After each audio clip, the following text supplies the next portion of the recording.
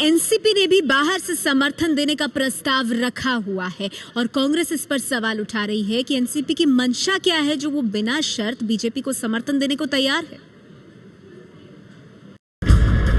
पूरे नतीजे आने से पहले बीजेपी को बाहर से समर्थन देने का ऐलान करने के बाद कांग्रेस शिवसेना के निशाने पर रही एनसीपी ने अब पलटवार किया है।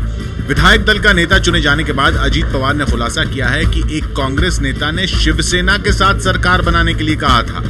कांग्रेस पार्टी के एक लीडर ने मुझे फोन करके बताया था कि ऐसा ऐसा हमारे लीडर का कहना है कि ऐसा करेंगे तो चलेगा क्या। मैंने कहा कि उसमें तो बहुत टोटल फिगर आती है तीनों की पकड़ के 146 और ये स्टेबिलिटी तो उसमें नहीं रहती है। इससे पहले 15 साल तक महाराष्ट्र में साथ सत्ता में रही कांग्रेस ने आरोप लगाया था कि डर की वजह से पवार भागकर बीजेपी के साथ हो लिए। हो सकता है पिछले कुछ समय में कुछ ऐसी बातें हुई हो जिस कारण से इस समय एनसीपी के नेता भारत सरकार का संरक्षण चाहते हो, लेकिन वो बेहतर जानेंगे। एनसीपी के इस खुलासे से न सिर्फ कांग्रेस सवालों के घेरे में है बल्कि अजीत पवार इस समर्थन को वक्त का तकाजा बता रहे हैं। सर, एनसीपी बिना शर्त समर्थन दे रहे बीजेपी को, ऐसी क्या मजबूरी है कि मजबूरी क्या, मजबूरी कुछ भी नहीं है। अपने महाराष्ट्र में नया गवर्नमेंट आने के लिए स्टेबिलिटी होनी चाहिए। एनसीपी की उम्र 15 साल की है और सत्ता में भी एनसीपी 15 साल से है।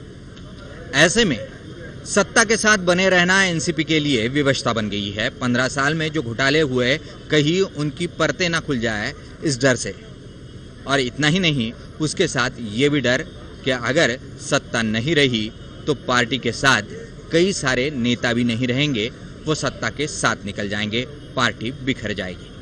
पूर्व उप मुख्यमंत्री अजीत पवार और एनसीपी प्रदेश अध्यक्ष और पूर्व सिंचाई मंत्री सुनील तटकरे 70,000 करोड़ के सिंचाई घोटाले में फंसे हैं।